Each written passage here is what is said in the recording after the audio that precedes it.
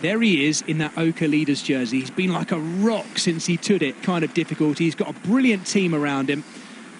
Mark Hirschi on his wheel, and just behind him as well, the white jersey of That's Bling's job done for today. Mikel Honore as well. Those two having a word.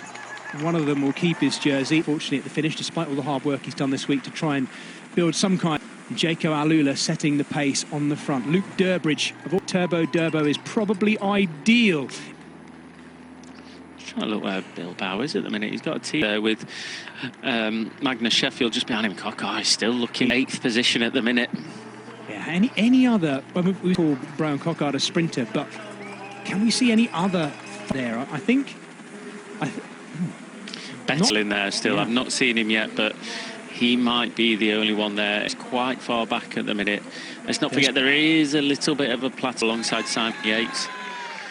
Maybe an attack together. Down this group, pink jerseys. Natniel Tesfassion's just gone past.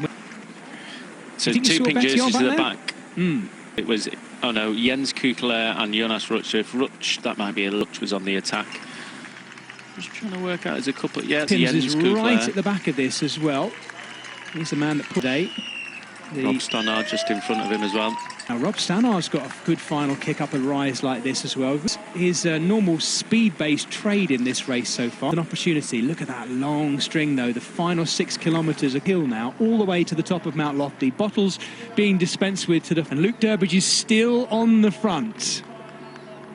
Michael Matthews go. I'm presuming Matthews has dropped well off the back of this group now, hasn't he? So are they setting this pace, though, to see if they can set it up for Yates, Adam? Is that going to be the aim? See if he's going to jump. I mean, you can see Durbridge there, just that the riders behind. I think that's Dries Devenins coming on the front. His last legs there, but if you can get now, if you can start into attack more and more now, it's brilliant. It's because that's one rider that's attacked another rider to jump across to. I don't think he's got Chris Harper left. Second wheel now. Soudal quick step rider.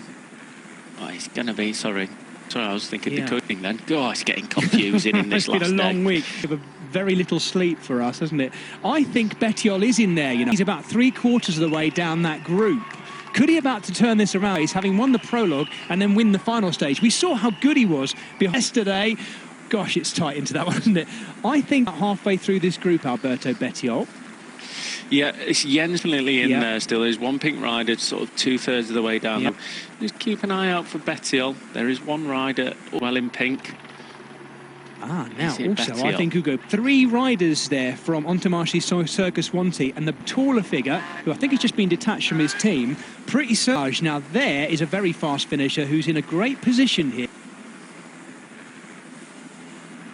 Now the final 5 kilometres of this, the final stage of the Santos Tour. There's Cox and Adam Blythe. It's all coming down to this. 53 riders. Jay Vine leading from Simon Yates and Pale Bilbao down. Magnus Sheffield, our best young rider, sits 4th. And together we've had 2 main breakaways, one really big one actually with 13 lead. This course has proved to be both at the same time not quite hard, but hard enough to make the riders in the breakaway really suffer. And we're now down to a position where we're effectively watching what is a whittled contesting the finish for both the stage win and potentially, should anything big happen in the next few kilometres, a gap that might occasion. The Oka Leaders jersey of Jay Vine is right there in the middle of your shot. Rock solid all race since he took over the race 3 into Campbelltown.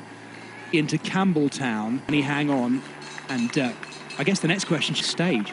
I think he's the best climber in the race, but this is a strangely long and attritional Dennis really. But Rowan Dennis has said at the start of the stage, there's one man that can pull on this sort of terrain, and Rowan's he's definitely that man. I think he's got double time trial world champion as well. So if he wants to push on this terrain, move up for anyone to attack. But just trying to work out why he's who for.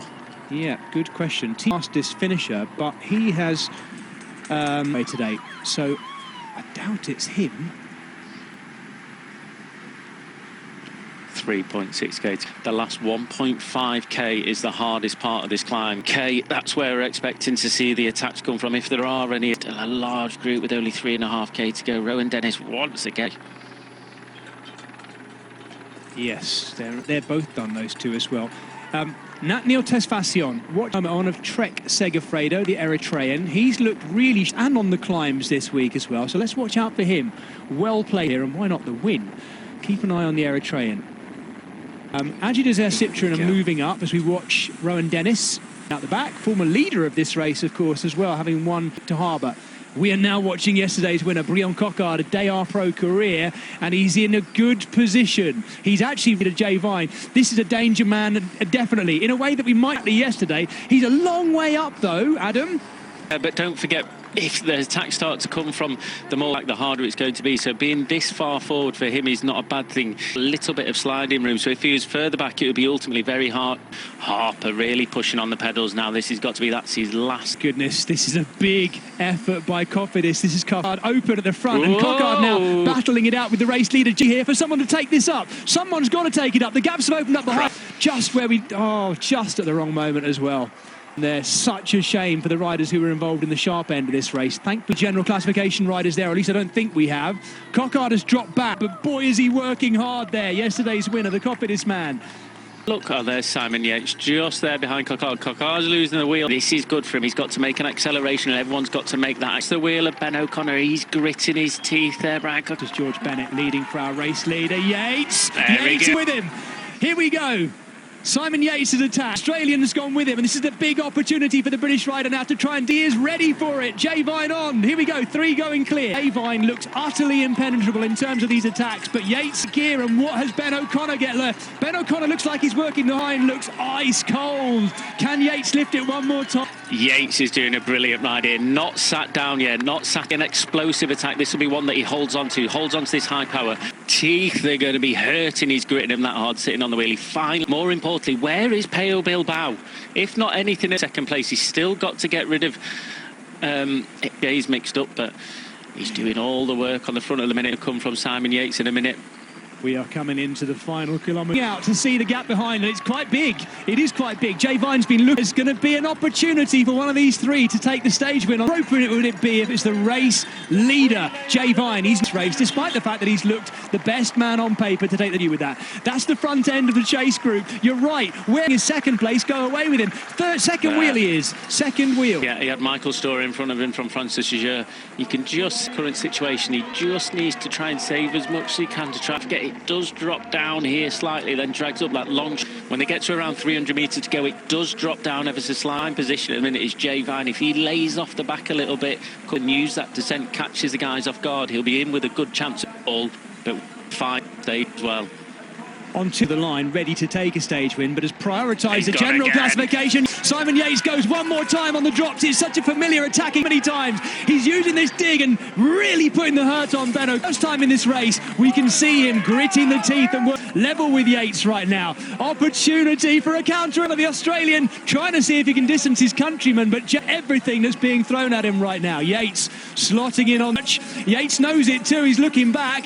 If Benno, we're back into the ramp to the finish. We are so close now. I've got to be careful, Adam, surely.